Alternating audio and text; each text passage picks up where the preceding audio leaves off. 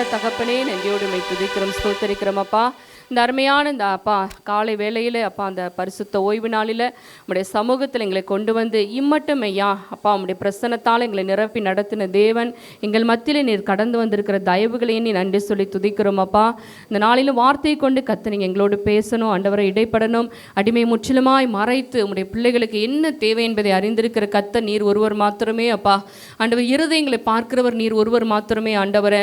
கத்தாவே நீர் பேசுங்க, நாங்கள் கேட்குறோம் ஆண்டவரை. பரிசுத்த ஆவியானுடைய சத்தம் மாத்திரம் இங்கே கேட்கப்படட்டும். வந்த ஒவ்வொருவரும் வந்த வண்ணமாய் திரும்பி போகாத படிக்கு ஆண்டவரை உம்முடைய சமூகத்தில் நிறைவான பலனை பெற்று கடந்து செல்ல உதவி செய்யுங்க. அடிமை தாழ்த்துக்கிறோம், ஒப்பு கொடுக்கிறோம். இயேசு கிறிஸ்துவின் நாமத்தில் கேட்டு ஜெபிக்கிறோம் நல்ல பிதாவே, ஆமென். மைக்கு கொஞ்சம் ஷார்ப் வச்சு. கர்த்தருடைய பரிசுத்த நாமத்திற்கு மகிமை உண்டாவதாக, ஆமென். பாஸ்ட்டு ஏதோ பாட்டு நான் திரும்ப பாடிடுவேன், அதுக்காக கூப்பிட்டுட்டாங்க. வேறு பாட்டு எதுவும் நான் எடுத்துடக்கூடாது அப்படின்ட்டுன்னு. ஓகே, கர்த்தர் நல்லவர், ஆமேன். இதுவரை நம்மை நடத்தின தேவன், ஆமேன். கண்ணின் மணி போல நம்மை பாதுகாத்து நடத்தி இருக்கிற நல்ல கர்த்தர். நம்ம அந்த வருடத்துடைய கடைசி நாட்களுக்கு நம்ம வந்துட்டோம் இல்லையா? 2024 தேவன் நம்மை ஆச்சரியமாய் நடத்தியிருக்கிறார். யாரெல்லாம் ஆச்சரியமாக நடத்தினார்? யாரெல்லாம் அதிசயமாக நடத்தினார்? ஹல்லேலூயா. ஒரு குறைவின்றி நம்மை நடத்தியிருக்கிறாருல்ல. நம்ம நினைப்போம் ஒரு பயங்கரமாக நம்ம திங்க் பண்ணுவோம், ஆனால் தேவன் நம்மை ஒரு குறைவின்றி நடத்தியிருக்கிறார். ஹல்லேலூயா. நமக்கு என்ன தேவையோ அதை நிறைவாய் தந்து நம்மை நடத்தியிருக்கிற நல்ல தகப்பனை தான் நாம் இன்றும் ஆராதித்து கொண்டு இருக்கிறோம். சங்கீதக்காரனாகிய தாவீது அவன் ராஜாவாக இருக்கும்போது ஒரு வசனத்தை ஒரு வார்த்தையை சொல்லுவார். என்னன்னு பார்த்தீங்கன்னா 2 சாமுவேல் 7வது அதிகாரத்தில் அதனுடைய 18வது வசனத்தில் சொல்லுவார். எங்கே சொல்கிறாருன்னா கர்த்தருடைய சமூகத்தில் சொல்லுகிறார். கர்த்தருடைய சமூகம் என்றால் தேவன் ஆராதிக்கிற தேவனுடைய பிரசன்னம் நிறைந்த அந்த இடத்துல கடந்து தாவீது ஒரு வார்த்தையை சொல்லுகிறார். என்ன சொல்லுகிறார் என்றால், இது ராஜாவை இருக்கும்போது சொன்ன வார்த்தை. வாசிங்க. அப்பொழுது தாவீது ராஜா உட்பிரவேசித்து கர்த்தருடைய சமூகத்திலிருந்து, கர்த்தராகிய ஆண்டவரே தேவரீர் என்னை இதுவரைக்கும் கொண்டு வந்ததற்கு நான் எம்மாத்திரம், பார்த்தீங்களா, நான் எம்மாத்திரம், என் வீடும் எம்மாத்திரம் என்று சொல்லி தாவீது கர்த்தர் தன்னுடைய வாழ்க்கையில் நடத்தி வந்த பாதைகளை எண்ணி அவன் தேவனுடைய சமூகத்தில் சொல்லி துதிக்கிறதை நம்ம பார்க்க முடிகிறது. கர்த்தர் நம்மையும் அப்படியாகத்தான், நான் பிறந்த நாள் முதற்கொண்டு இந்த நாள் வரை கர்த்தர் நம்மை நடத்தி வந்த காரியங்களெல்லாம் நீங்கள் எண்ணி துதிக்கிறதுக்கு உங்களுக்கு ஒரு நாளே பத்தாது, 1000 நாளே பத்தாது, வருடங்கள் பத்தாது. அவ்வளோ நன்மைகளை கர்த்தர் நமக்கு செய்திருக்கிறார், ஆமென். யாருடைய வாழ்க்கையுமே ஆண்டவர் எனக்கு ஒன்றுமே செய்யலைன்னு சொல்லவே முடியாது. நம்ம இங்கே உட்கார்ந்துருக்கதே யாருடைய பலன் தான்? கர்த்தருடைய கிருபை தான். நாம் நிற்பதும் நிர்மூலமாகாமல் இருப்பதும் கர்த்தருடைய கிருபை என்று வேதம் சொல்லுங்க. எத்தனையோ பள்ளத்தாக்கின் அனுபவங்கள் நம்முடைய வாழ்க்கையில் வந்தது உண்டு, ஆமென். மரண இருளின் பள்ளத்தாக்கின் அனுபவங்கள் நம்முடைய வாழ்க்கையில் வந்தது உண்டு. பள்ளத்தாக்குனா என்ன பார்த்துருக்கீங்களா? பள்ளத்தாக்கு எப்படி இருக்கும்? பள்ளத்தாக்கு 2 பக்கம் மலை இருக்கும். இந்த பக்கமும் மலை, இந்த பக்கமும் மலை, நடுப்புற இருட்டாக இருக்கும், ஆழமாக. இந்த பக்கமும் போக முடியாது, இந்த பக்கமும் போக முடியாது. நடுப்புற இருட்டில் இருக்கிற ஒரு அனுபவம். அந்த இடத்துல கர்த்தர் நம்மோடு கூட இருக்கிறாராம், ஆமென். மரண இருளின் பள்ளத்தாக்கில் தேவரீர் என்னோடு கூட இருந்தீர் என்று சொல்லி சங்கீதக்காரன் சங்கீதம் 23 சொல்லுகிறத நம்ம பார்க்கிறோம். நம்முடைய வாழ்க்கையில் அப்படி தான் பள்ளத்தாக்கின் அனுபவங்கள் நம்முடைய வாழ்க்கையில் வந்தது உண்டு. மரண இருளின் அனுபவங்கள் நம்முடைய வாழ்க்கையில் வந்தது உண்டு. அந்த சூழ்நிலையிலெல்லாம் மனிதர்கள் நம்ம இடத்துல இல்லாமல் இருந்திருக்கலாம், ஆனால் தேவன் நம்மை விட்டு விலகவே இல்லை, ஆமென். நம்ம நினைத்து கொள்ளக்கூடாது நல்ல சந்தோஷமாக இருக்கும் போது தான் தேவன் நம்மோடு இருக்கிறார் என்று. எல்லா சூழ்நிலையிலும் நம்மோடு கூட இருக்கிற ஒரு நபர் யாருன்னு பார்த்தீங்கன்னா ஆண்டவராகிய இயேசு, ஆமென். ஒரு நாளும் நம்மை விட்டு விலகவே மாட்டார், நம்ம கைவிடவும் மாட்டார், விட்டு விலகவும் மாட்டார். நான் உன் கூட தான் இருக்கிறேன்னு சொல்லி பயப்படாத, திகையாத, கலங்காத, நான் உன் தேவன் அப்படின்னு சொல்லிட்டு அவர் என்ன சொல்லுவார்? நம்ம கூடவே இருந்து நடத்துகிற தேவனைத்தான் நாம் ஆராதித்து கொண்டு இருக்கிறோம். ஹல்லேலூயா. முடிந்த அளவுக்கு இன்னும் கொஞ்ச நாள் இந்த வருடத்துக்குள்ளே நாம் முடித்து அடுத்த வருடத்திற்கு நாம் கடந்து செல்வதற்கு முன்பாக எந்த அளவுக்கு நீங்கள் தேவன் செய்த நன்மைகள்லாம் எண்ணி துதிக்க முடியுமோ அந்த அளவுக்கு துதித்து அவரை நன்றி செலுத்துங்க. ஹல்லேலூயா. அதை தேவன் விரும்புகிறார். தேவன் என்ன செய்கிறாரு? நன்றி சொல்லுகிறதை தேவன் விரும்புகிறார். நாம் எந்த அளவுக்கு தேவனுக்கு நாம் நன்றியறுதல் உள்ளவர்களாக இருக்க வேண்டும் என்பதை பவுல் சொல்லுகிறார். எப்பொழுதுமே நாம் தேவனுக்கு முன்பாக நன்றியறுதல் உள்ள பிள்ளைகளாக இருக்க வேண்டுமா? அவரை துதித்து, அவரை ஆராதித்து, அவரை மகிமைப்படுத்தி, அவருக்கு முன்பாக உற்சாகமாய் நம்ம இருக்க வேண்டும். தேவ சமூகத்துக்கு வந்துட்டாலே நம்ம எப்படி இருக்கணும்? உற்சாகமாக இருக்கும். கர்த்தருடைய ஆலயத்துக்கு போவோம் வாருங்கள் என்று சொன்ன பொழுது நான் மகிழ்ச்சியாக இருந்தேன் என்று சங்கீதக்காரன் 122:1 சொல்லுகிறத நம்ம பார்க்க முடிகிறது. அதனால தான் சங்கீதக்காரன் தாவீது தன்னுடைய வாழ்க்கையில் பாவத்தில் விழுந்த நாட்களில் அவன் ஒரு ஜெபத்தை ஏறெடுப்பான். என்னன்னா, எனக்கு மீண்டும் அந்த உற்சாகத்தின் ஆவி எனக்கு தாங்க. அல்லேலூயா. உற்சாகத்தின் ஆவி என்னை தாங்கும்படி செய்யும் ஆண்டவரே. நிலைவரமான ஆவியின் உள்ளத்தில் தந்து உற்சாகத்தின் ஆவி என்னை தாங்கும்படி செய்யும் என்று சொல்லி ஒரு ஜெபத்தை வைக்கிறது நம்ம பார்க்க முடியாது. அப்போ தேவனுடைய ஆலயத்துக்குள்ள நான் உற்சாகமோடு இருக்கும்போது கர்த்தர் நம்மை என்ன பண்ணுகிறார்? அந்த இடத்துல அவருடைய பிரசன்னத்தால் நிரப்புகிற தேவனாக இருக்கிறார். நான் வார்த்தைக்கு நேராய் கடந்து செல்லலாம். எடுத்துக்கொள்வோம். வேத புஸ்தகத்தை எல்லாரும் திறந்து கொள்ளலாம். உபாகமத்தின் புஸ்தகத்தை எல்லாரும் எடுத்துக்கொள்வோம். அதனுடைய 28வது அதிகாரத்தில் முதல் வசனத்தை யாராவது வாசிக்கலாம்? இன்று நான் உனக்கு விதிக்கிற தேவனாகிய கர்த்தருடைய கட்டளைகளின் படியெல்லாம் செய்ய நீ கவனமாய் இருக்கும்படிக்கு அவர் சத்தத்திற்கு உண்மையாய் செவி கொடுப்பாய். ஆனால் உன் தேவனாகிய கர்த்தர் பூமியில் உள்ள சகல ஜாதிகளிலும் உன்னை மேன்மையாக வைப்பார். ஹல்லேலூயா. கர்த்தர் இந்த நாளில் சொன்ன ஒரு வார்த்தை என்னன்னா, உன் தேவனாகிய கர்த்தர் உன்னை மேன்மையாக வைப்பார் என்று சொல்லுகிறார். நமக்கு எல்லாருடைய இருதயத்தில் கையை வச்சு சொல்லலாம்னா, ஆண்டவரே என்னை நீங்கள் மேன்மையாக வைக்க போகிறீங்க. ஹல்லேலூயா சொல்லுவோமா? கர்த்தாவே நீங்கள் என்னை மேன்மையாக வைக்க போகிறீங்கப்பா. ஏன்னா நான் எப்போதுமே சொல்லுங்க, சிஸ்டர் வந்தாலே நம்ம கிளவி மாதிரி புத்தி சொல்ல வந்துட்டாங்க அப்படின்னு நினைப்பீங்க. ஆனால் இன்றைக்கி ஆண்டவர் வித்தியாசமாக வார்த்தைகளை கொடுத்தாரு.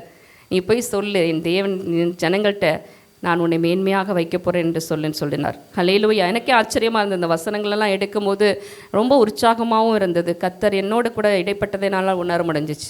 ஆமேன். கர்த்தர் நம்மை மேன்மையாக வைக்க போகிறார். God will set you high above. ஆமேன். நம்மை உயரமான இடத்துல கொண்டு போய் வைக்கும்படியாய் கூட, மேன்மையான காரியத்தில் நம்மை வைக்கும்படியாய் கூட தேவன் சித்தம் கொண்டிருக்கிறார். ஆமேன். இன்னும் நீங்கள் ஒரு வசனத்தை கூட வாசிக்கலாம். உபாகமம் 26 அதனுடைய 18-19 வாசிங்க.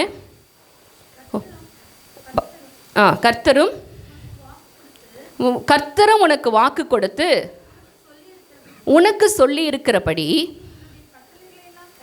நீ என்னுடைய கட்டளைகளை எல்லாம் கை கொண்டால் எனக்கு சொந்த ஜனமாய் இருப்பாய் என்றும், நான் உண்டு பண்ணின எல்லா ஜாதிகளை பார்க்கிலும் புகழ்ச்சியிலும் கீர்த்தியிலும் மகிமையிலும் உன்னை சிறந்திருக்கும்படி செய்வேன் என்றும், நான் சொன்னபடியே நீ உன் தேவனாகிய கர்த்தரான எனக்கு பரிசுத்தம ஜனமாய் இருப்பாய் என்றும். ஹல்லேலூயா.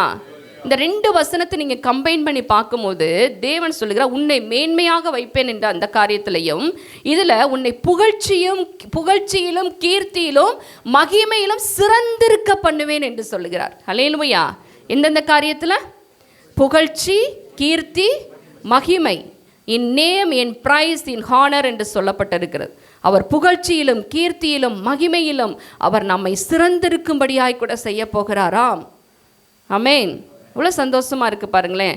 அவர் நம்மை கனப்படுத்தும்படியாய் கூட, அவர் நம்மை மகிமைப்படுத்தும்படியாய் கூட, நம்முடைய பேரை அவர் பெருமைப்படுத்தும்படியாய் கூட கர்த்தர் இந்த நாட்களில் நம்மை ஆசீர்வதித்து கொண்டிருக்கிறார்.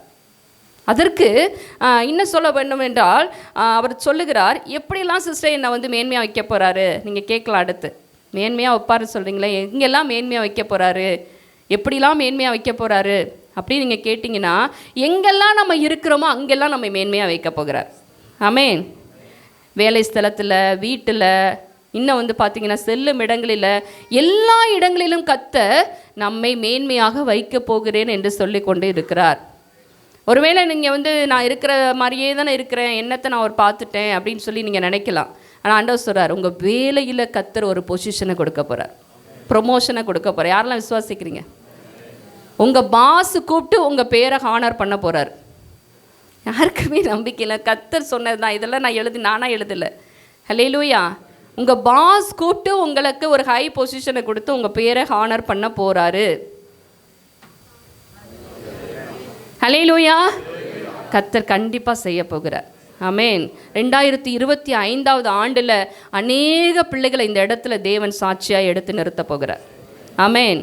அநேகர் வந்து சாட்சி சொல்ல போகிறீங்க, கர்த்தர் என்னை இப்படியெல்லாம் ஆசீர்வதித்தார், என்னை புகழ்ச்சியிலும் கீர்த்தியிலும் மகிமையிலும் என்னை சிறந்திருக்க பண்ணினார், என்னை மேன்மையாக கர்த்தர் வைத்தார் என்று சொல்லி நீங்கள் சொல்லும்படியாய் கூட பெரிய காரியத்தை கர்த்தர் செய்ய போகிறார். ஆமென். அதனால் கர்த்தருடைய சமூகத்தில் நாம் எப்போதும் தரித்திருந்து அவருடைய காரியத்தில் நாம் முதலுரிமை கொடுக்கிற பிள்ளைகளாக இருக்கும் பொழுது, முதலாவது தேவராஜ்யத்தையும் நீதியும் தேடுகிற பிள்ளைகளாக நாம் மாறும்போது மற்ற எல்லாவற்றையும் தேவன் நமக்கு கூட்டி கொடுத்து நம்மை ஆசீர்வதிப்பார். ஆமென். அதனால தான் கர்த்தர் சொல்லுகிறார், ஆதியாகமம் 12வது அதிகாரத்தில் 2வது வசனத்தை நீங்கள் எடுத்து வாசி பார்த்தீங்கன்னா, ஆபிரகாமை குறித்து சொல்லும் போது சொல்லுவார், வாசிங்க. நான் உன்னை பெரிய ஜாதியாக்கி உன்னை ஆசீர்வதித்து உன் பேரை பெருமைப்படுத்துவேன், நீ ஆசீர்வாதமாய் இருப்பாய் என்று சொல்லுகிறார். இந்த உபாகமம் 28 பார்த்தீங்கன்னா அங்கே சொல்றாரு, சகல ஜாதிகளிலும் உன்னை மேன்மையாக வைப்பேன் என்று சொல்லுகிறார். யாரெல்லாம் மேன்மையாக வைக்க போறாரா? இந்த பூமியில் உள்ள சகல ஜாதிகளிலும், வெறும் சாதியில பூமியில் உள்ள சகல ஜாதிகளிலும் உன்னை மேன்மையாக வைப்பேன் என்று சொல்லுகிறார். இன்னும் நீங்கள் அந்த 26 உபாகம் 26 வாசத்திலே பார்க்கும்போது, பூமியில் உள்ள சகல ஜாதிகளும் உன்னை புகழ்ச்சியிலும் கீர்த்தியிலும் மகிமையிலும் சிறந்திருக்க பண்ணுவேன் என்று தேவன் சொல்லுகிறார். அப்போ எவ்வளோ ஒரு விசேஷமாய் நம்மை நோக்கி பார்க்கிறார் என்பதை இந்த நாளில் நாம் புரிந்து கொள்ள வேண்டும். கர்த்தருடைய பார்வை நாம் எப்படியாய் பார்க்கிறது என்றால் இப்படியாகத்தான் பார்க்கிறது. ஹல்லேலூயா. நாம் ஏதோ நினைத்து கொள்கிறோம், அப்படியே நம்மளை தேவன் வந்து கண்டுக்கவே மாட்டார் போல, அப்படிலாம் இல்லை. தேவன் நாம் இப்படியாக பார்க்கிறார். பூமியில் உள்ள சகல ஜாதிகளிலும் நம்மேல் அவருடைய கண்கள் நோக்கமாயிருந்து அவருடைய கிருபையும் அவருடைய இரக்கத்தையும் அவருடைய தயவையும் அவருடைய அன்பையும் அவருடைய பரிசுத்தத்தையும் அவருடைய பிரசன்னத்தையும் தரும்படியாய் கூட நம்மை அவருடைய கண்கள் நோக்கி கொண்டே இருக்கிறது. ஹல்லேலூயா. அவர் நம்மை வித்தியாசமாய் பார்க்கிறார், நம்மை விசேஷித்தவர்களாய் நோக்கி பார்க்கிறார். அப்படிப்பட்ட தேவனிடத்திலிருந்து இன்னைக்கு நாம் எதை பெற்றுக்கொள்ள வந்திருக்கிறோம் என்பதைத்தான் இந்த நாளிலே கர்த்தர் நம்மை பேசும்படியாய் கூட இந்த இடத்துல அவருடைய சத்தத்தை கேட்கும்படியாய் கூட நம்மை கூட்டி சேர்த்திருக்கிறார். இந்த நாட்களில் நாம் நினைக்க வேண்டும், என்னுடைய வாழ்க்கையில் இவ்வளோ பிரச்சனைகள் வந்து கொண்டே இருக்கிறது, இதுக்கு ஒரு முடிவே இருக்காதா அப்படின்னு. ஆனால் தொடக்கம்னு ஒன்று இருந்தால் என்ன இருக்கும்?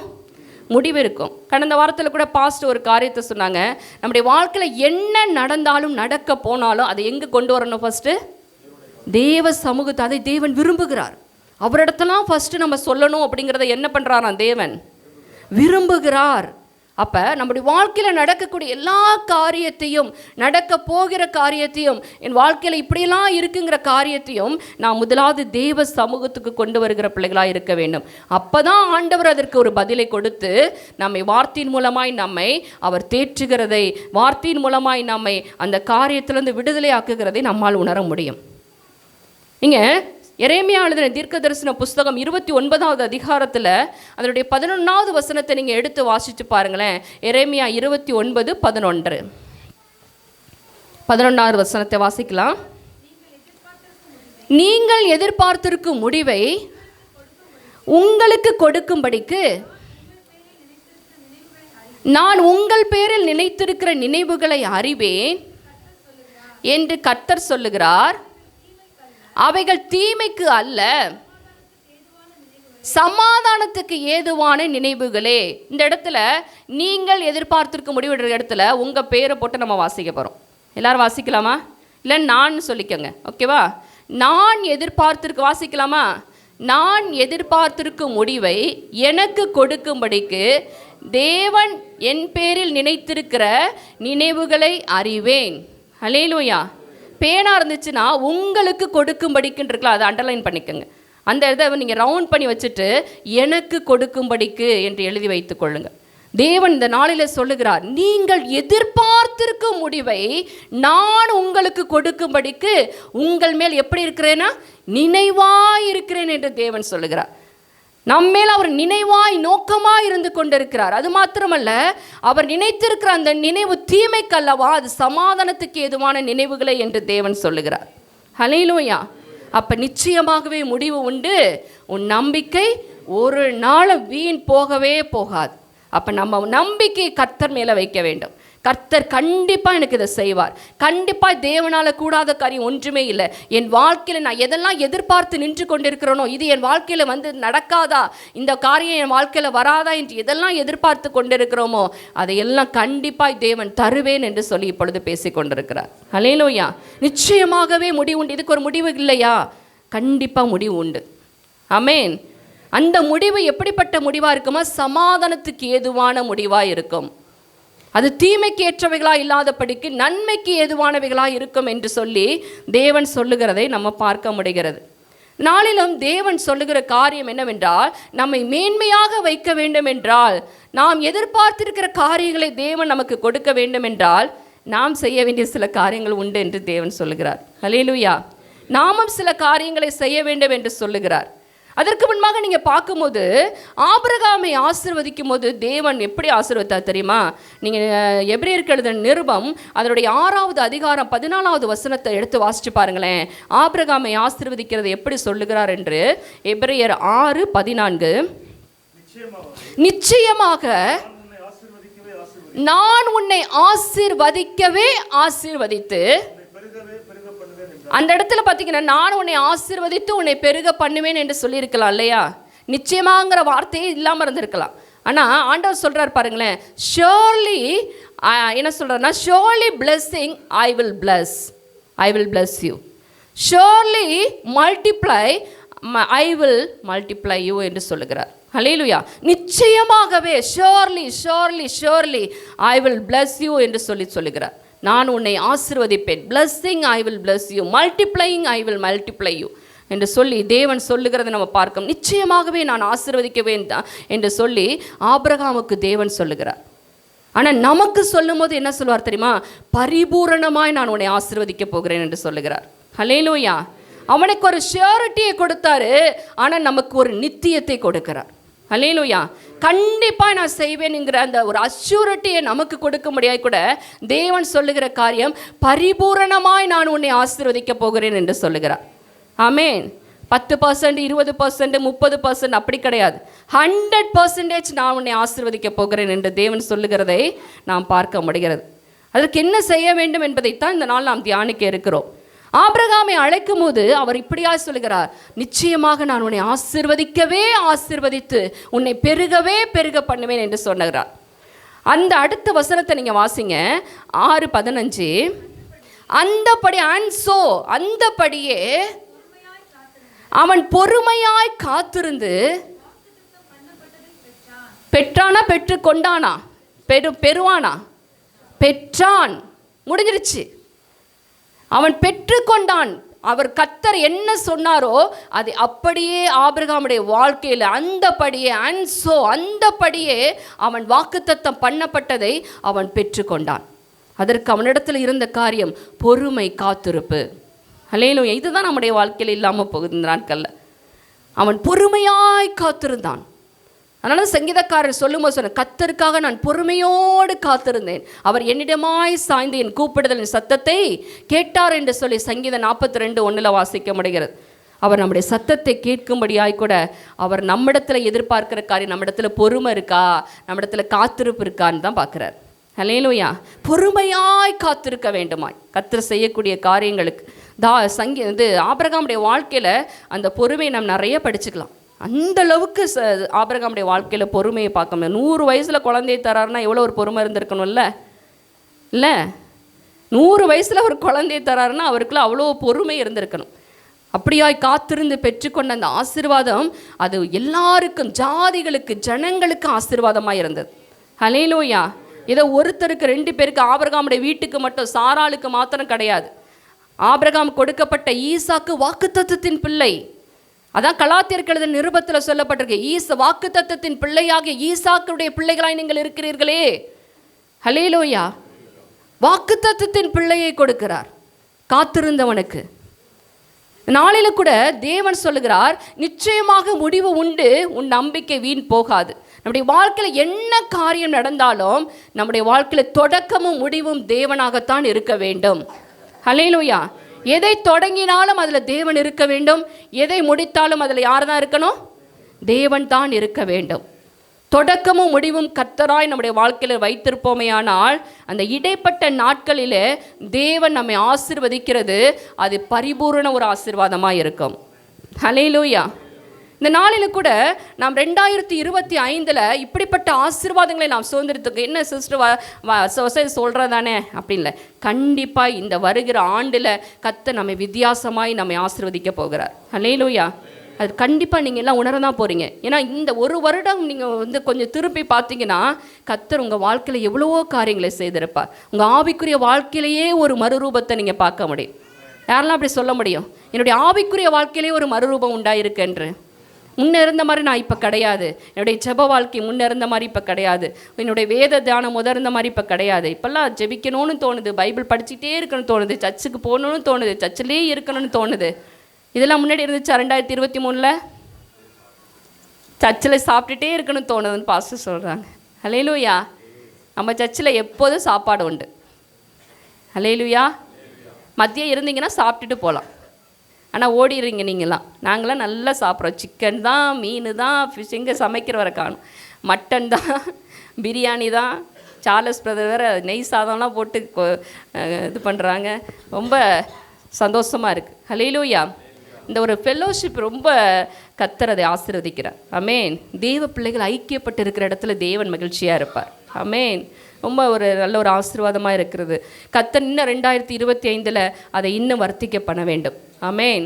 2025 கர்த்தர் நமக்கு சுதந்திரிக்க போகிற சில காரியங்களுக்காக சில நிபந்தனைகளை தேவன் நமக்குள்ளாக வைக்கிறார். நீங்கள் திரும்ப அந்த 28:1 வாசிங்க. உபாகமம் 28:1. 28 உபாகமம் 28:1. இன்று நான் உனக்கு விதைக்கிற உன் தேவனாகிய கர்த்தருடைய கட்டளைகளின்படி எல்லாம் செய்ய நீ கவனமாய் இருக்கும்படிக்கு அவர் சத்தத்திற்கு உண்மையாய் செவி கொடுப்பாயானால் உன் தேவனாகிய கர்த்தர் பூமியில் உள்ள சகல ஜாதிகளிலும் உன்னை மேன்மையாக வைப்பார். சகல ஜாதிகளிலும் அவர் என்ன பண்ணுவாரா? மேன்மையாக வைப்பார். அதற்கு நாம் செய்ய வேண்டிய காரியம் என்னவென்றால், நமக்குள்ளே அவருடைய சத்தத்துக்கு கீழ்ப்படியக்கூடிய அந்த கீழ்ப்படிதல் நமக்கு முதலாவது வர வேண்டும். ஆமென். கீழ்ப்படிதலே உத்தமம், பலியை பார்க்கலாம் கீழ்ப்படிதலே உத்தமம் என்று வேதம் சொல்லுகிறது. இந்த கீழ்ப்படிதல் யார்கிட்டெல்லாம் இருக்கிறதோ அவர்கள் கண்டிப்பாய் தேவனால மேன்மையாக உயர்த்தப்படுவார்கள். ஹல்லேலூயா. ஆபிரகாமுடைய வாழ்க்கையில் இருந்தது பார்த்தீங்கன்னா கீழ்ப்படிதல். அப்பாவோட அவர் நடந்து வந்துட்டு இருக்கிறாரு. எங்கே பார்த்தீங்கன்னா ஆதியாகமம் 11 நீங்கள் போகணும். அங்கே தேராகு, அங்கே வந்து பார்த்தீங்கன்னா ஆபிரகாம், லோத்து, சாராய் எல்லாரையும் கூப்பிட்டு கொண்டு தேராகு வந்து அந்த கானான் தேசத்தை நோக்கி அந்த ஆரானிலிருந்து ஆரானுக்கு வந்து புறப்பட்டு வந்து கொண்டு இருக்கிறார்கள். அப்பொழுது ஆண்டவர் சொல்லுகிறார், 12:1 நீங்கள் வாசிக்கும் பொழுது, உன் தேசத்தை, உன் தகப்பனை, உன் இனத்தை, உன் ஜனத்தை விட்டு நான் காண்பிக்கும் தேசத்துக்கு போ என்று சொல்லும் பொழுது, அப்படியே ஆண்டவரே. ஹல்லேலூயா. Yes Lord. ஒரு மறுத்தரம் சொல்லவே இல்லை. அப்படியே புறப்பட்டு போகிறான். கீழ்ப்படிதல். ஆமென். கீழ்ப்படுகிற பிள்ளைகளுடைய வாழ்க்கையில் கண்டிப்பாய் ஒரு மேன்மையை பார்க்க முடியும். இன்னும் அடுத்ததாக நீங்கள் பார்க்கும்பொழுது விசுவாசம். ஆபிரகாமுக்குள்ள இருந்த விசுவாசம் பார்த்தீங்கன்னா அது நீதியாக எண்ணப்பட்ட விசுவாசமாக இருந்தது. ஆபிரகாம் கர்த்தரை விசுவாசித்தான், அது அவனுக்கு நீதியாக எண்ணப்பட்டது. அப்படிப்பட்ட ஒரு விசுவாசத்தின் தந்தை என்று அழைக்கக்கூடிய இடத்துல ஆபிரகாம் இருந்தான். அதனால தான் ஆபிரகாம் மேன்மையான ஒரு ஆசீர்வாதத்துக்கு நேராய் தேவனால் நடத்த முடிந்தது. எல்லாம் இன்னைக்கு சொல்லுகிற எல்லா குவாலிஃபிகேஷனும் யாருக்கு இருந்ததுன்னா ஆபிரகாமுக்கு இருந்தது. ஹல்லேலூயா. அடுத்ததாக நீங்கள் பார்க்கும்போது பொறுமை. வாக்குத்தத்தம் பண்ணப்பட்டதை பெற்றுக்கொள்ளும்படியாய் கூட அவனுக்குள்ள பொறுமையாய் காத்திருந்தான் என்று சொல்லி எபிரேயருக்கு எழுதின நிருபம் 6வது அதிகாரம் 15 வாசித்தோம். அவன் பொறுமையாய் காத்திருந்தான். வாக்குத்தத்தத்தை பெற்றுக்கொள்ள பொறுமை அவனிடத்துல இருந்தது. இன்னும் நீங்கள் பார்க்கும் பொழுது தேவ சித்தத்தின்படியாகவே எல்லாவற்றையும் செய்கிறவனாய் காணப்பட்டான். அந்த ஆகாருடைய விஷயத்தை தவிர எல்லா பரிசுத்தவான்களையும் ஒரு சில காரியங்களை தவறி போகிறது நம்ம பார்க்க முடிகிறது வேதத்தில். தாவீதாக இருந்தாலும் சரி, ஆபிரகாமாக இருந்தாலும் சரி, அவர்கள் ஒரு சில காரியங்களை அவர்கள் தவறிதான் போனார். ஆனாலும் அந்த தவறி விழுந்த காரியத்தில் அவர்கள் இல்லாதபடிக்கு மீண்டும் தேவன் அவர்களை தூக்கி எடுத்து அவர்களுடைய விசுவாச ஓட்டத்தில் ஓடும்படியாய் கூட செய்திருக்கிறார். ஹல்லேலூயா. அவன் தேவனுடைய சித்தத்தின்படியாய் கூட எல்லா காரியத்தையும் செய்கிறவனாய் காணப்பட்டான் ஆபிரகாம். அது மாத்திரமல்ல, தன்னுடைய இச்சையை நிறைவேற்றிக் கொள்ள எங்கேயுமே ஆபிரகாம் பிரயாசப்படவே இல்லை. ஹல்லேலூயா. தன்னுடைய இச்சையை நிறைவேற்றி கொள்ள ஆபிரகாம் எங்கேயுமே அவன் பிரயாசப்பட்டதாகவோ முயற்சி பண்ணினதாகவோ நம்ம பார்க்கவே முடியாது. எல்லா காரியத்திலும் கர்த்தரை முன்வைத்து கர்த்தருடைய சித்தத்தின்படி செய்யும்படியாகத்தான் ஆபிரகாம் காரியங்களை நடப்பித்து போனதை நம்மால் வேதத்திலே பார்க்க முடிகிறது. அடுத்ததாக பார்க்கும் பொழுது உண்மை உள்ளவனாயிருந்தான். இதுதான் ஒரு தேவ பிள்ளைக்கு இருக்க வேண்டிய குவாலிஃபிகேஷனில் மிக மிக முக்கியமான குவாலிஃபிகேஷன் என்ன தெரியுமா? உண்மை உள்ளவர்களாக இருக்க வேண்டும். ஹல்லேலூயா. அந்த உண்மையை தேவன் கண்டு ஆசீர்வதிக்கிறவராக இருக்கிறார். அடுத்ததாக நம்ம பார்க்கும் பொழுது அவன் கர்த்தருடைய சத்தத்துக்கு கவனமாய் செவி கொடுக்கிறவனாய் காணப்பட்டான். அதனால தான் தேவன் சொல்லுகிறாரு, என் சிநேகிதனாகிய ஆபிரகாமுக்கு சொல்லாமல் நான் எதையுமே செய்ய மாட்டேன். ஆண்டவர் சொல்லுவார், அப்படியே கேட்பார்.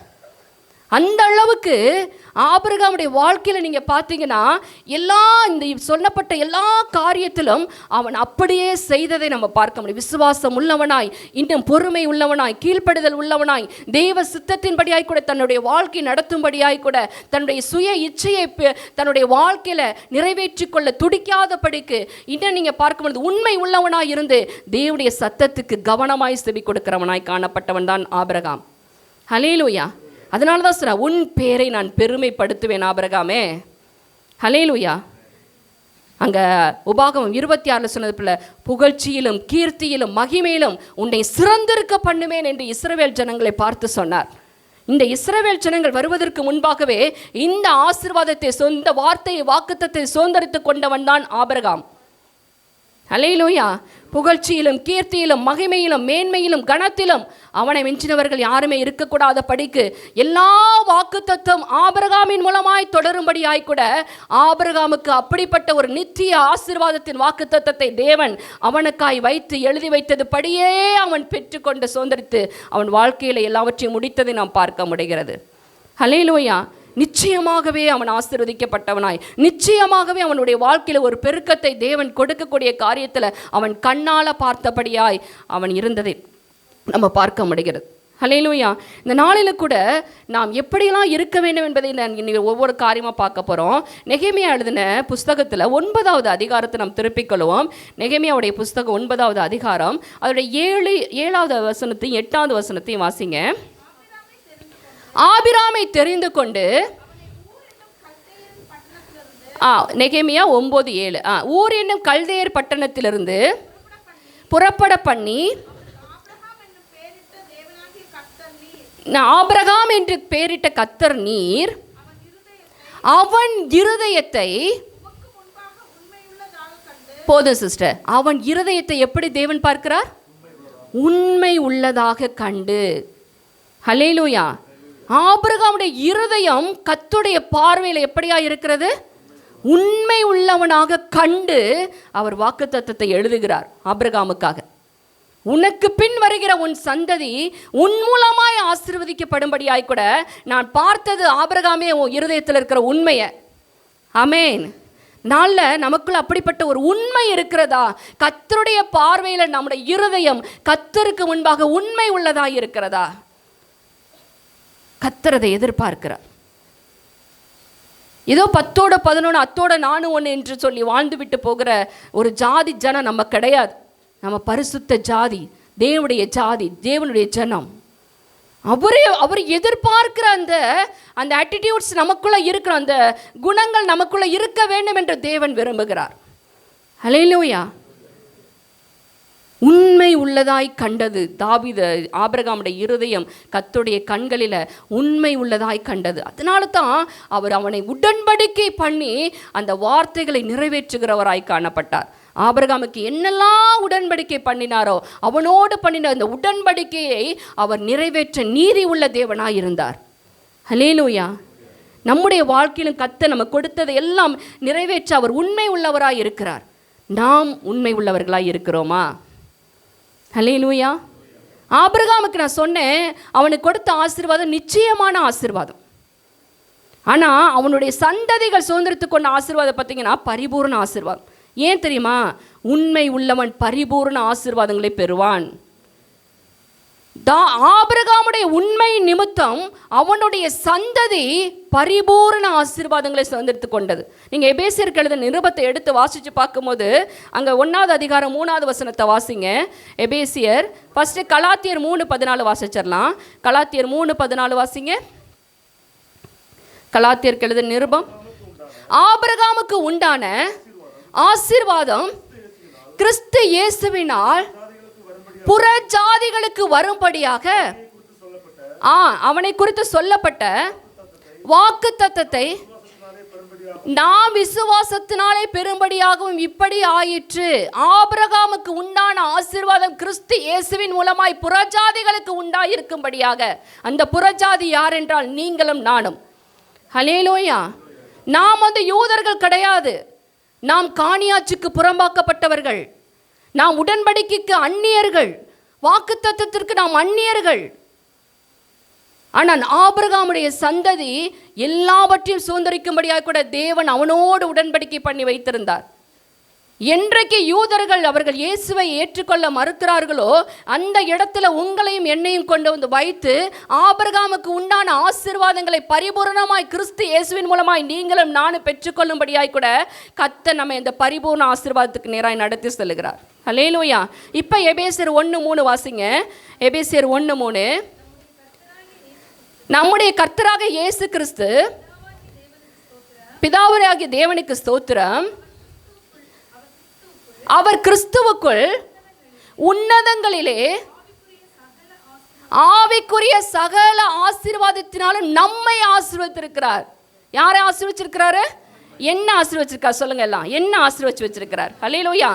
உன்னதத்தில் உள்ள சகலவித ஆவிக்குரிய ஆசீர்வாதங்களினாலும். இந்த பரிபூர்ண ஆசீர்வாதங்கிறது என்ன தெரியுமா? பரிபூர்ண ஆசீர்வாதம் is equal to worldly plus spiritually. Hallelujah. பரிபூர்ண ஆசீர்வாதம் என்பது பூமிக்குரிய ஆசீர்வாதமும் பரலோகத்துக்குரிய ஆசீர்வாதம் சேர்ந்தது தான் இந்த பரிபூர்ண ஆசீர்வாதம். இந்த பூமியிலேயும் நாம் ஆபிரகாம் எப்படியெல்லாம் ஆசீர்வதிக்கப்பட்டானோ அந்த ஆசீர்வாதத்தை சுதந்திரித்துக் கொள்ளுகிற பிள்ளைகளாகவும், இனி இயேசுடைய அந்த நித்திய ஜீவனுக்குள் நாம் பிரவேசிப்பதற்கு முன்பாகவும் பிரவேசித்த பிறகும் சகலவித ஆவிக்குரிய ஆசீர்வாதத்தினாலும் ஆசீர்வதிக்கப்படும்படியாய் கூட ஆபிரகாமுடைய உண்மை நிமித்தம் உங்களுக்கும் எனக்கும் கர்த்தர் பரிபூர்ண ஆசீர்வாதத்தை வைத்து விட்டு போயிருக்கிறார். ஹல்லேலூயா. யாரெல்லாம் இதை ஆமோதிக்கிறீங்க அவங்க மாத்திரம் ஒரு அல்லேலூயா சொல்லுங்க. கர்த்தர் என்னை பரிபூரணமாய் ஆபிரகாமை நிமித்தம் ஆசீர்வதித்து வைத்திருக்கிறார். ஆபிரகாம்கிட்ட காணப்பட்டது என்னங்க? உண்மை. ஆமென். அவருடைய இருதயத்தை எப்படியாய் தேவன் பார்க்கிறார்? உண்மை உள்ளதாய் கண்டு. ஹல்லேலூயா. எல்லா இடத்துலையும் உண்மையாக இருக்க பிரயாசப்படுங்க. நாம் எந்த இடத்துலையுமே நம்ம ஒரு மேலே வரத்துக்கு எந்த ஒரு குறுக்கு புத்தியை நம்ம யூஸ் பண்ணவே கூடாது. எல்லா இடத்துலையும் நான் உண்மையாக இருக்கும் பொழுது சில நேரத்தில் நாம் உண்மையாக இருப்பது நிமித்தம் அவமானப்பட வேண்டியது வரும், இழக்க வேண்டிய சூழ்நிலைகள் வரும். ஆனால் நீங்கள் உண்மையாக தான் இருக்கணும். இன்னைக்கு ஒரு தீர்மானத்தை எடுங்க. 2025 நான் எந்த சூழ்நிலையும் எந்த இடத்துலையும் நான் பொய்யே பேச மாட்டேன். நான் தேவனுடைய அந்த பார்வையில் என்னுடைய இருதயத்தை உண்மையாய் காத்துக்கொள்ளுவேன். ஹல்லேலூயா. ஆபிரகாமுடைய காரியத்தின் நிமித்தம் இன்றைக்கு நம்ம ஆசீர்வதிக்கப்பட்டிருக்க நம் மூலமாய் நம்முடைய சந்ததி பிள்ளைகள் ஆசீர்வதிக்கப்பட வேண்டும் என்றால் நாம் உண்மை உள்ளவர்களாய் இருக்க வேண்டும். ஹல்லேலூயா. அந்த உண்மையை நாம் காத்துக்கொள்ளுகிற பிள்ளைகளாய் இருக்க வேண்டும். அதனால தான் ஆண்டவர் சொல்றார், உண்மை உள்ள மனுஷன் பரிபூரண ஆசீர்வாதங்களை பெறுவான் என்பது நிச்சயம் நிச்சயம் நிச்சயம். ஒரு அஷ்யூரிட்டியை தேவன் கொடுக்கிறார். ஆண்டவருடைய வார்த்தைகள் எதுவுமே பொய்யாய் போகவே போகாது.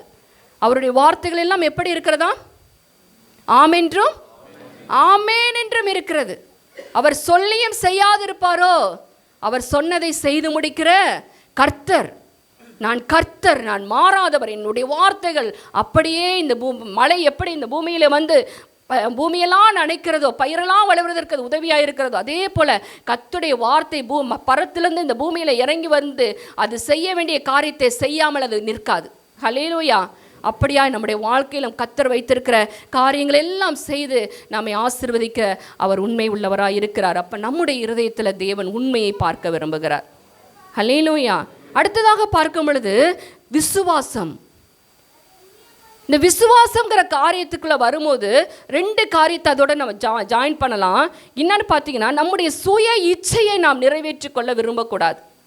நம்முடைய இருதயத்தில் நம்முடைய மனதின் யோசனைகள் மனிதனுடையது என்று நீதிமொழிகள் சொல்லுகிறது. நாவின் பிரதியுத்தரமோ கர்த்தரால் வரும் என்று சொல்லப்பட்டிருக்கிறது. மனதின் யோசனைகள் மனுஷனுடையது. நம்ம மைண்டில் தோன்ற, நம்முடைய சிந்தையில் உண்டாகிற, நம்முடைய இருதயத்தில் உண்டாகிற காரியத்தை நாம் சாதித்து கொள்ள நாம் துடிக்கக்கூடாது. அதை அடைய நாம் என்ன பண்ணக்கூடாது?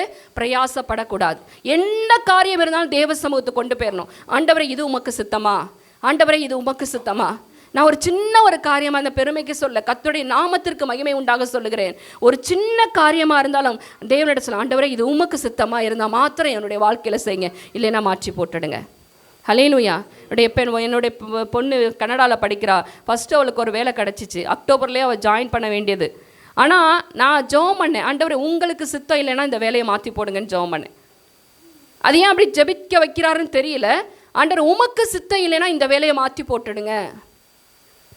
அப்படியே அந்த வேலை ரிஜெக்ட் ஆகிட்டு.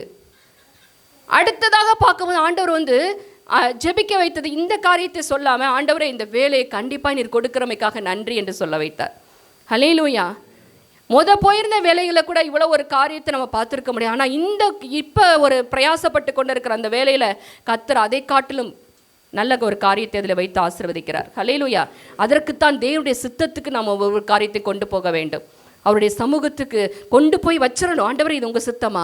இது உங்கள் சித்தம் இல்லைன்னா அதை மாற்றி போட்டுடுங்க. உங்கள் சித்தம் இல்லைன்னா இது வேண்டாம் எனக்கு அப்படி என்று சொல்லி பழக வேண்டுமே தவிர, நம்ம மைண்டில் வச்சுருக்கிறது ஆண்டவரை இதை எனக்கு கண்டிப்பாக நீங்கள் தந்துதான் ஆகணும், இப்படிப்பட்ட காரியம் எனக்கு வேணும் ஆண்டவரை சொல்லிட்டு தேவன்கிட்ட போய் என்ன பண்ணக்கூடாது? அடம் பண்ணக்கூடாது. சிலப்போ கொடுப்பாரு, ஆனால் அது நமக்கு கண்ணியாய் இருந்துவிடும். ஹல்லேலூயா. அது தீமையாய் மாறி போய்விடும். நம்ம போயிட்டு அவரை ரொம்ப நம்ம அவரை அர்ச்சன்படுத்தி அவரை கேட்டாலும் சிலப்போ கொடுத்துருவார். ஆனால் அதனுடைய பின் விளைவுகளை நாம் சந்திக்க வேண்டுவதற்கு நாம் ஆயத்தமாக இருக்க வேண்டும். அதில் தேவன் ஹெல்ப் பண்ண மாட்டார். ஹல்லேலூயா. அதுக்காக தான் முன்னாடியே அதை தடுத்து போடுறாரு. தடுத்து போகிறதுக்கு காரணம் என்ன வேண்டாம், நம்ம சாதிக்க நினைக்கிற காரியத்துக்கு அவரால் ஹெல்ப் பண்ண முடியாது. அதனால தான் சில காரியங்களுக்கு நமக்கு ஆண்டவர் தடை சொல்லுகிறார். நோ, உனக்கு வச்சிருக்கிறது நான் என்னது சிறந்ததை தருவேன் என்று சொல்லுகிறார். ஆமென். பெஸ்ட்டாக அவனை கொடுக்கறதுக்காக நம்ம வெயிட் பண்ணணும் தேவனுடைய சமூகத்தில்.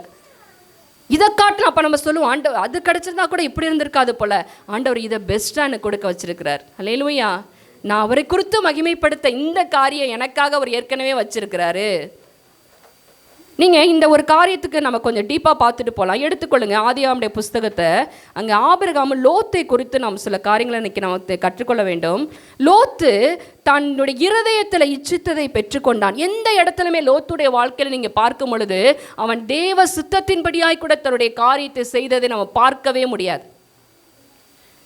நீங்கள் எடுத்துக்கொள்ளுங்க ஆதியாகமம் புஸ்தகம் அதனுடைய 11வது அதிகாரம் அதனுடைய 27வது வசனத்தை முதல்ல வாசிங்க. ஆதியாகமம் 11, 27, 31 வாசிங்க. வாசிங்க. தேராகுடைய வம்ச வரலாறு. ஆரான் என்பவர்களை பெற்றான். ஆரான் லோத்தை பெற்றான். 31 ஆபிராமையும் ஆரானுடைய குமாரனுமாகிய லோத்தையும்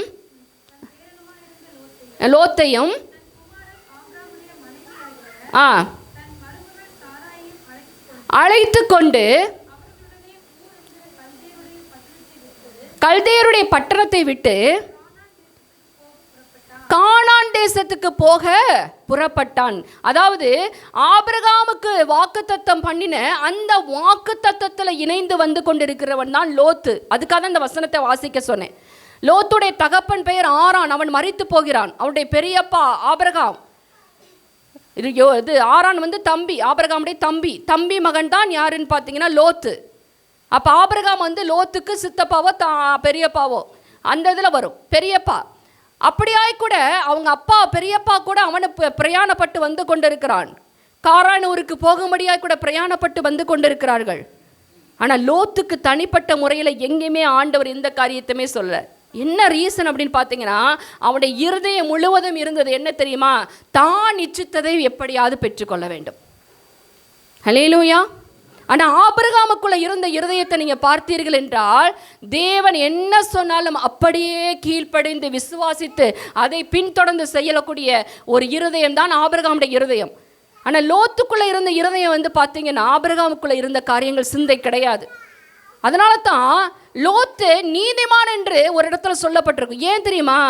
அந்த சோதோம் கொமரா பட்டணத்தை அழிக்க முற்படும் பொழுது ஆபிரகாம் ஜெபத்தை ஏறெடுப்பார். 10 நீதிமான் இருந்தால் அந்த தேசத்தை அழிச்சிருவீங்களா, பட்டணத்தை அழிச்சிருவீங்களா? அவன் ஆனால் ஆபிரகாமுடைய பார்வையில் லோத்தை நீதிமானாய் பார்க்கிறான். ஹல்லேலூயா. அது நிமித்தம் தான் லோத்துக்கு சர்டிஃபிகேட் ஆண்டவர் கொடுக்குறாரு, நீ நீதிமான்பா. மற்றபடி அவன் நீதிமானாய் இருக்கக்கூடிய காரியங்களை எங்கேயுமே நம்ம பார்க்க முடியாது. லோத்துடைய வாழ்க்கையில் நீங்கள் எங்கேயுமே அதை பார்க்கவே முடியாது. நீங்கள் எடுத்து வாசிங்களேன், அது ஆதியாகம புஸ்தகம் அதோடைய 13வது அதிகாரத்தில் 7-8 முதல்ல வாசிங்க. ஆபிரகாமுடைய மந்தை மேய்ப்பருக்கும் லோத்துடைய மந்தை மேய்ப்பருக்கும் வாக்குவாதம் உண்டாயிற்று. பெரிசியரும் குடியிருந்தார்கள்.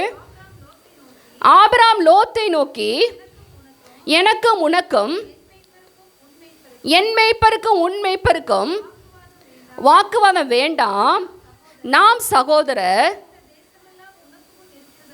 உனக்கு முன் இருக்கிறது அல்லவா, நீ என்னை விட்டு பிரிந்து போகலாம், நீ இடதுபுறம் போனால் நான் வலதுபுறம் போகிறேன், நீ வலதுபுறம் போனால். பார்த்தீங்கன்னா இங்கே ஆபிரகாம் அவனிடத்துல சொல்லிட்டார், உனக்கு என்ன வேணுமோ நீ செஞ்சுக்கப்பா, நீ இடதுபுறம் போனால் போய்க்கோ, நான் வலது பக்கம் போய்க்கிறேன், ஓன் வழியில் நான் வரல அப்படின்னு சொல்லிவிட்டான். இந்த லோத்து அந்த நேரத்திலேயாவது தேவனுடைய சமூகத்தில் உட்கார்ந்து தன்னுடைய பெரியப்பா ஆராதிக்கிற, தன் பெரியப்பா விசுவாசிக்கிற அந்த தேவனை நோக்கி, தேவனே நான் இப்போ எங்கே போக அப்படின்னு கேட்டிருக்கலாமோ இல்லையா? கேட்டானா? நான் என்ன செய்ய வாழ்க்கையில் நீங்கள் என்ன செய்ய சித்தமாக இருக்கீங்க? எங்கள் பெரியப்பா என்ன போக சொல்கிறாரு, நான் என்ன செய்ய சித்தமாக இருக்கீங்க? கேட்கல லோத்து. அடுத்த வசனத்தை வாசிங்க. அப்பொழுது லோத்து தன் கண்களை ஏறெடுத்து பார்த்து சமபூமி முழுவதும் நீர்வளம் பொருந்தினதா இருக்க கண்டான். அழிக்கு முன்னே சோவாருக்கு போகும் வழி மட்டும் கர்த்தருடைய தோட்டத்தை போலவும் எகிப்து தேசத்தை போலவும் இருந்தது. இந்த சோதோம் கொமோரா பட்டணம் அவருடைய பார்வைக்கு எப்படி இருந்துச்சா? ஏதேன் தோட்டத்தை போல இருக்கிறது. ஆனால் ஆபிரகாமும் கர்த்தருடைய சத்தத்துக்கு கீழ்ப்படிந்து அவருடைய வழியிலே நடந்து வந்து, ஆண்டவர் நீ புறப்பட்டு போ என்று சொல்லும் பொழுது எந்த ஒரு மாறுத்தரமும் சொல்லாமல் உடனே அவன் புறப்பட்டு வந்தது நிமித்தம் சோதோம் கொமோராவை அழிக்க போகிறது யார்கிட்ட சொல்கிறாரு? ஆபிரகாம்கிட்ட. ஆனால் சோதோம் கொமோராவில் இருக்க போகிறது யார்? லோத்துட்ட சொன்னாரா? போவாதப்பா, நாங்கள் அழிக்க போகிறேன் சொல்லலை. ஏன் சொல்லலை? புறப்பட்டு போனதே ஆண்டவர்கிட்ட கேட்கல. அவன் நான் போகலாமான்னு கேட்டானா? கேட்கல. அதனால தான் ஆபிரகாம்கிட்ட சொல்கிறாரு, சோதோமையும் கொமோராவையும் நான் அழிக்க போகிறேன் அப்படி என்று. ஆபிரகாம் தேவனுடைய சமூகத்தில் நின்று பிரார்த்திக்கிறான், கெஞ்சுகிறான். ஆண்டவரே புறப்பட்டு போகிறாரு. ஆண்டவரை விடாமல் திரும்ப நிப்பாட்டி வச்சு பிடிச்சி வச்சுட்டு, நீங்கள் கண்டிப்பாக சோதோம் கொமோராவை அழிக்கக்கூடாது, ஏன்னா அங்கே என்னுடைய தம்பி பையன் இருக்கான், அவன் குடும்பம் இருக்குது, 10 நீதிமான் நிமித்தம் நீங்கள் பட்டணத்தை அழிப்பீரோ என்று கேட்டு ஏங்கி நிற்கிறான். அதனால தான் லோத்துவே, உன்னோட பெரியப்பா நிமித்தம் உன்னை நீதிமான் நான் சொல்கிறேன். ஹல்லேலூயா. லோத்துடைய காரியத்தில் நீங்கள் பார்க்கும் பொழுது அவன் தன்னுடைய பார்வைக்கு தன் கண்களை ஏறெடுத்து பார்த்த காரியத்தை அவன் பெற்றுக்கொண்டதை நம்ம பார்க்க முடிகிறது. அதனால தான் 18:20 வாசிச்சு பாருங்களேன். ஆதியாகமம் 18:20 சீக்கிரமா. பெரிதாய் இருப்பதினாலும் பாவம் குடிதாய் இருப்பதினாலும் நான் இறங்கி போய்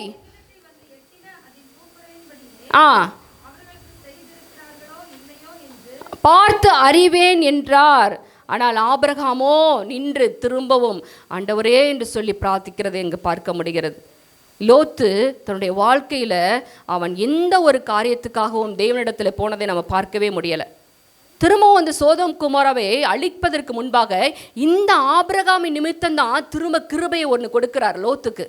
ஆபிரகாமின் நிமித்தம் லோத்துக்கு இரக்கம் பாராட்டி அந்த புருஷர்கள் போய் லோத்துட்ட சொல்கிறாங்க, தேவன் கிடையாது, புருஷர்கள் 3 பேர் ஆபிரகாம் கூடாரத்தில் இருக்கும்போது வருகிறார்கள்.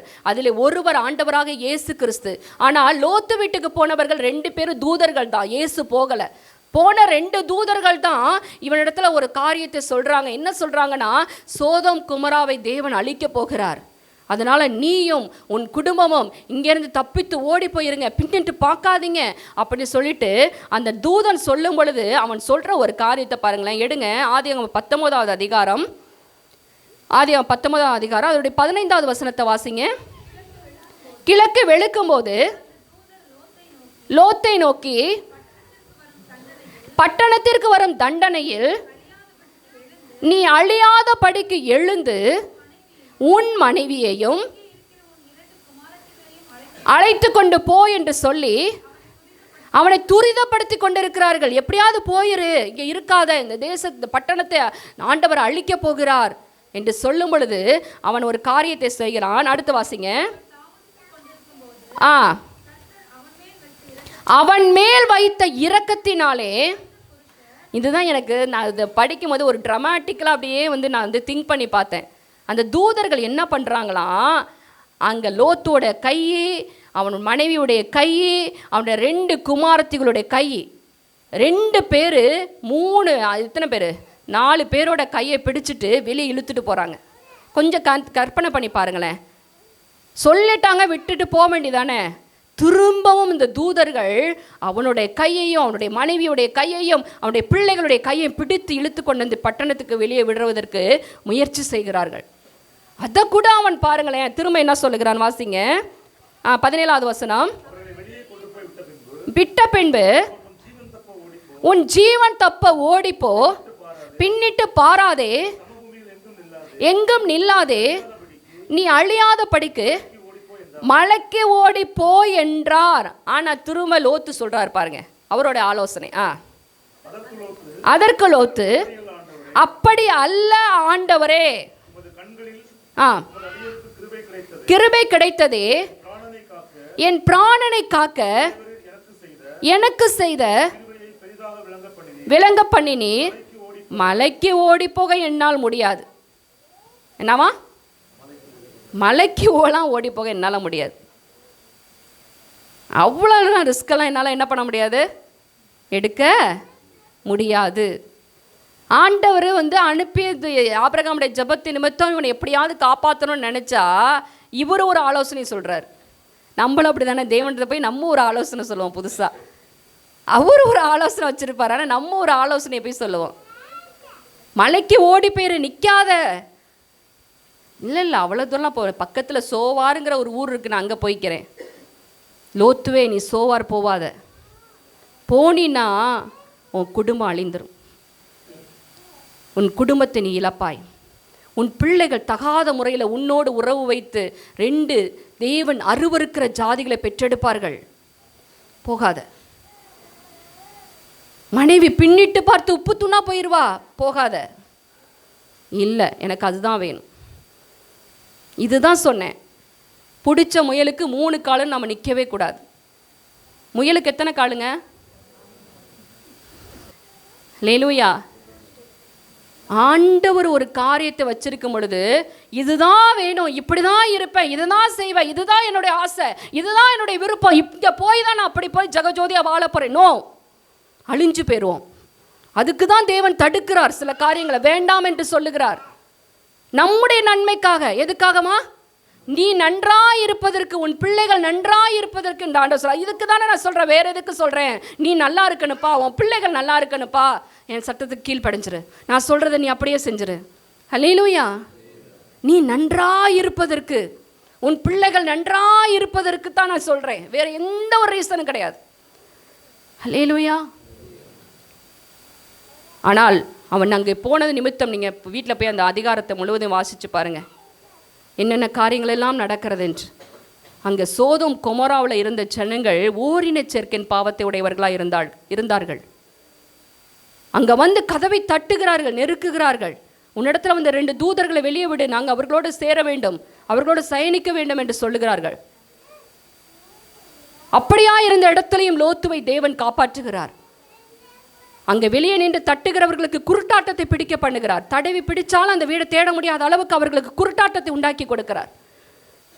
அப்படியெல்லாம் அந்த லோத்துவை பார்த்து நடத்தி கொண்டு வந்தா அவருடைய ஆலோசனை தான் முன்னாடி வைக்கிறாரே ஒழிய தேவனுடைய சித்தம் என்ன, அவருடைய விருப்பம் என்ன, இங்கே போகலாமா, இதை செய்யலாமா, வேண்டாமா, நோ, கிடையாது. அதனால தான் நான் முன்னாடியே சொன்னேன், ஆபிரகாமை மேன்மையாக வைத்தார். எபிரேயர் எழுதின நிருபம் 11வது அதிகாரத்தில் விசுவாச பட்டியலை நீங்கள் லோத்துவை தேடி பாருங்க, வராரா? லோத்து வரமாட்டார். ஹல்லேலூயா. ஆபிரகாம் வருவார். விசுவாசத்தின் தந்தையாகிய ஆபிரகாமை விசுவாச பட்டியலை சேர்த்தார். லோத்துவை சேர்க்க முடியலை தேவனால். ஹல்லேலூயா. இந்த நாளில் லோத்துக்குள்ளே இருக்கிற எல்லா காரியத்தை போன்ற ஒரு காரியங்கள் நமக்குள்ளே இருக்குமே, ஆனால் இந்த 2024 அதெல்லாம் கலைந்து போகப்படுவதாக. ஹல்லேலூயா. நம்ம இச்சிக்கிறது ஒன்றும் ஆண்டவர்கிட்ட சொல்லி, ஆண்டவரே எனக்கு இது விருப்பம் தான் ஆண்டவரே, ஆனால் எனக்கு வேண்டாம், நீர் என்ன கொடுக்க சித்தமாக இருக்குது அது எனக்கு பெஸ்ட்டாக கொடுப்பீங்க அப்படி சொல்லுங்க. உங்கள் விசுவாச அறிக்கை அப்படியா இருக்கட்டும். ஹல்லேலூயா. அப்போ தான் நான் உங்களை குறித்து மகிமையாய் சொல்ல முடியும்.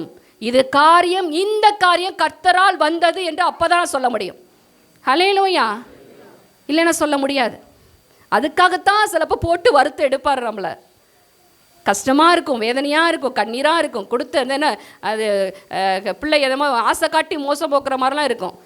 கை கெட்டது வாய் கெட்டலையே அப்படின்னு சொல்கிற அளவுக்கெல்லாம் இருக்கும். ஏன்? இதுதான் ரீசன். ஹல்லேலூயா. இந்த காரியம் கர்த்தரால் வந்தது அப்படி என்று நம்ம வாழ்க்கையில் நம்ம தேவனை பற்றி மகிமைப்படுத்தணும். அந்த காரியத்திற்காகத்தான் சில நேரங்களில் நமக்கு தேவன் இப்படிப்பட்ட காரியங்களை அனுமதிக்கிறதை நம்ம பார்க்க முடிகிறது. லோத்துடைய காரியங்கள்னா தன் இச்சித்ததை அவன் பெற்றுக்கொண்டது நிமித்தம் அவன் சந்தித்தது இழப்புகள்.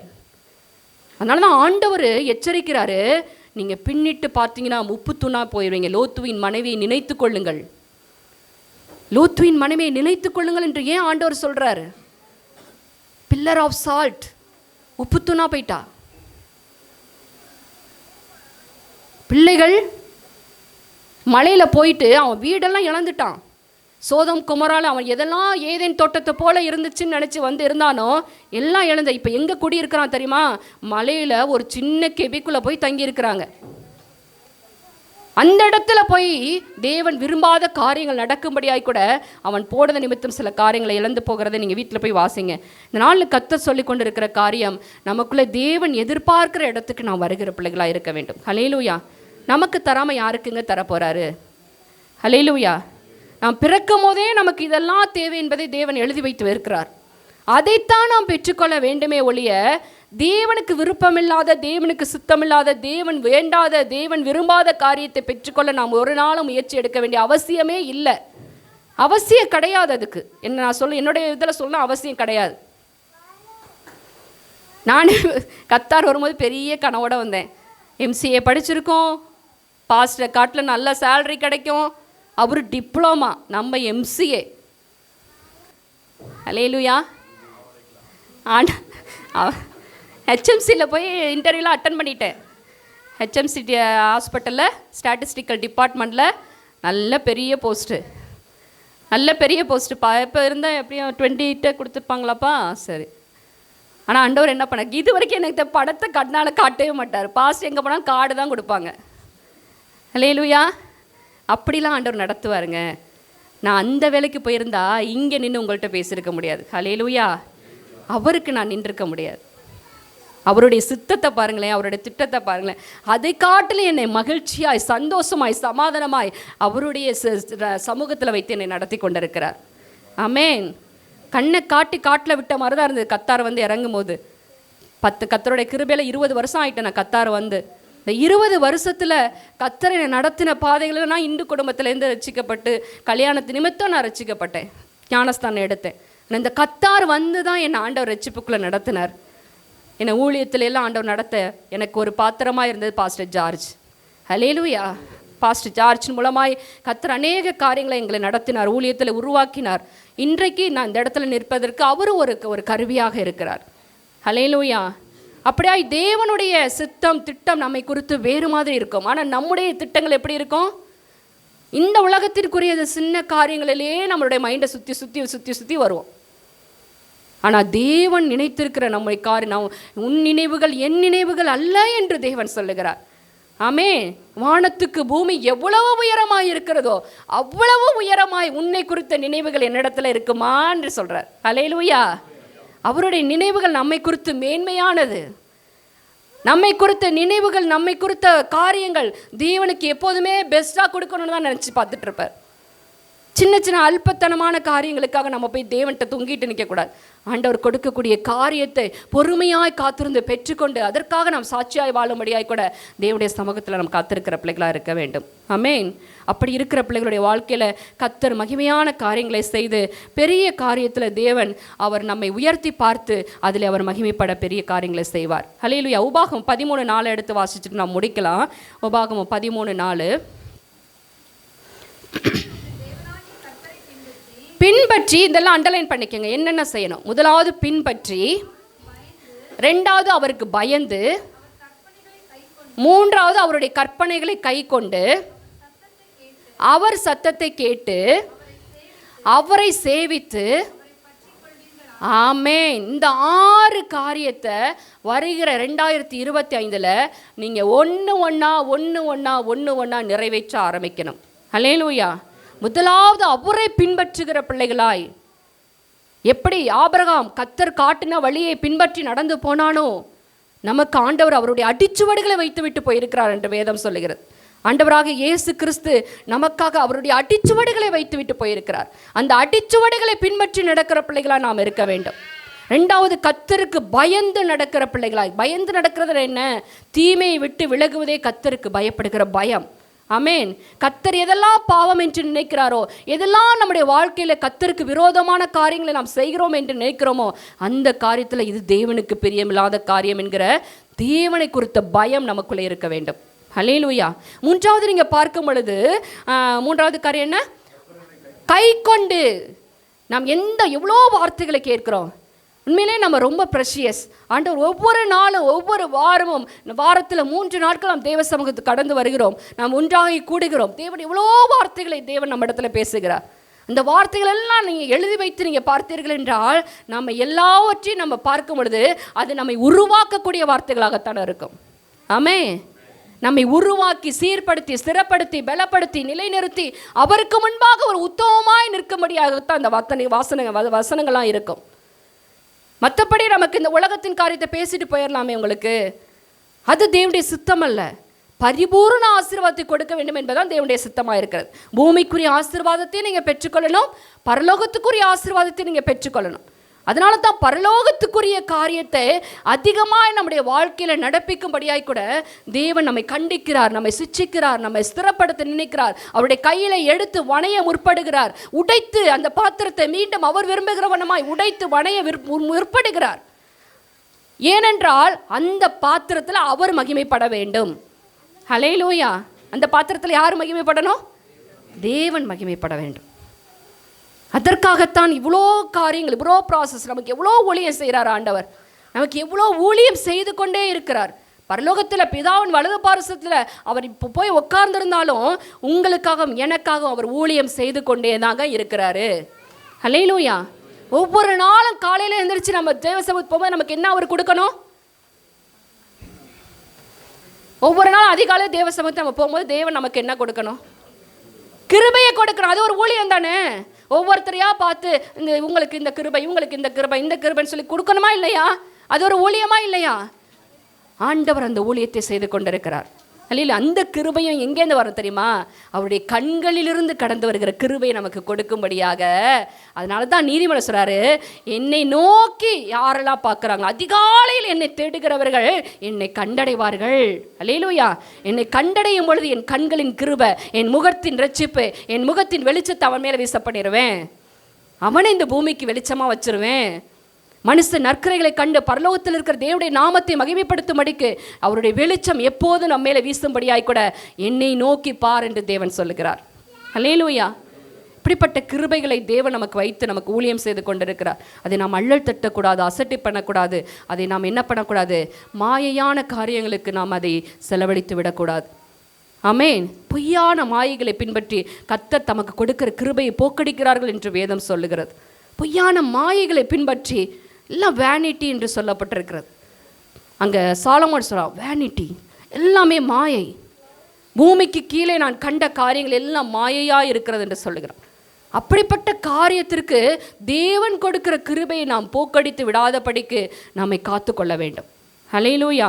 அடுத்ததாக நீங்கள் பார்க்கும் பொழுது அவர் என்ன பண்ணுறார், 4வது சத்தத்தை கேட்டு, அவருடைய சத்தத்தை நாம் கேட்க வேண்டும். கேட்டு என்ன பண்ணணும், கீழ்ப்படுகிற பிள்ளைகளாய் இருக்க வேண்டும். அவருடைய சத்தத்துக்கு உண்மையாய் செவி கொடுப்பாயானால் பூமியில் உள்ள சகல ஜாதிகளும் உன்னை மேன்மையாக வைப்பேன் என்று தேவன் சொல்லுகிறார். ஹல்லேலூயா.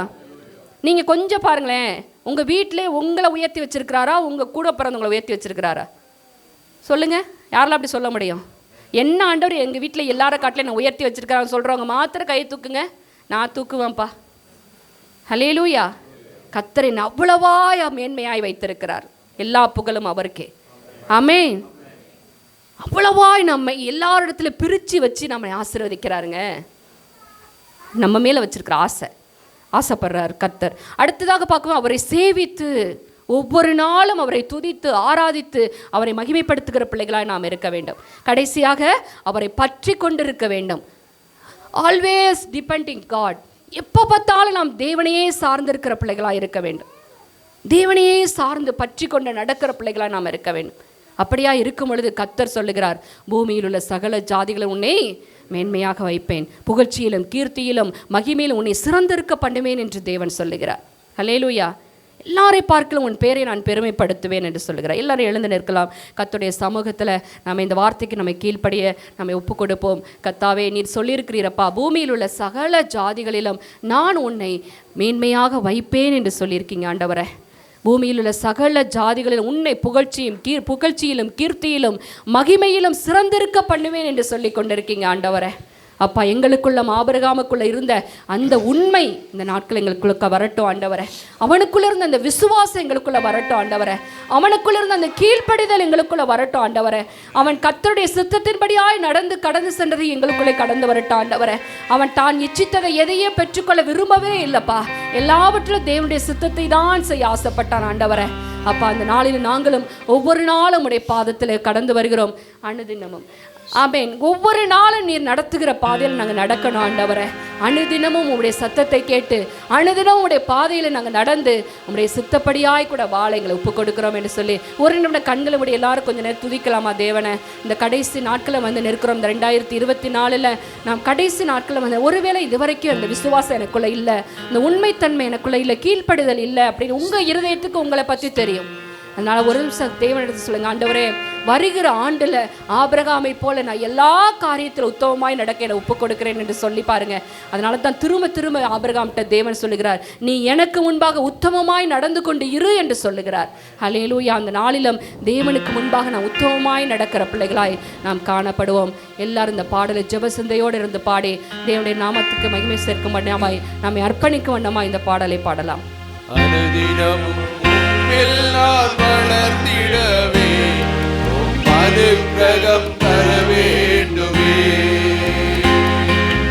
அனுதினமும் உம்மில் நான் வளர்ந்திடவே அனுக்கிரகம் தர வேண்டுமே. என்னால் ஒன்றும் கூடாதையா, எல்லாம் உம்மால் கூடும். என்னால் ஒன்றும் கூடாதையா, எல்லாம்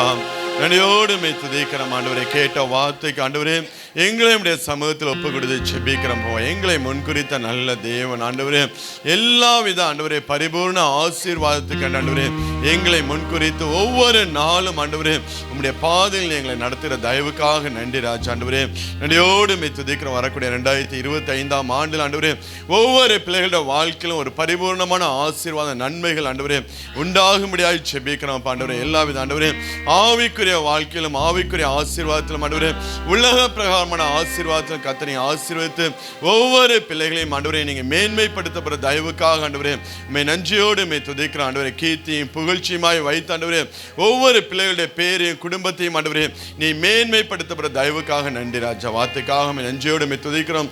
வார்த்தையை கொடுத்த சகோதரியுடைய கருத்தில் ஒப்பு கொடுத்து செபிக்கிறோம். ஒவ்வொரு பிள்ளைகளையும் கர்த்தரை பேர் பேராய் ஆசீர்வதிக்க முடியாது செபிக்கிறோம். எல்லாவற்றையும் நல்ல கர்த்தர் இயேசு கிறிஸ்துவ மூலம் கேட்டு செபிக்கிறோம் எங்கள் ஜீவனுள்ள நல்ல பிதாவே, ஆமென். என் ஆத்துமாவே கர்த்தரை ஸ்தோத்திரி, என் முழுவதுமே அவருடைய பரிசுத்த நாமத்தை ஸ்தோத்திரி. என் ஆத்துமாவே கர்த்தரை ஸ்தோத்திரி, அவர் செய்த சகல உபகாரங்களை ஒருபோதும் மறவாதே, ஆமென். கர்த்தராகிய இயேசு கிறிஸ்துவின் கிருபையும் பிதாவாகிய தேவனுடைய அன்பு பரிசுத்த ஆவியானவருடைய அந்யோன்ய ஐக்கியம் என்றும் என்றும் நாம் அனைவரோடு கூட இருப்பதாக, ஆமென்.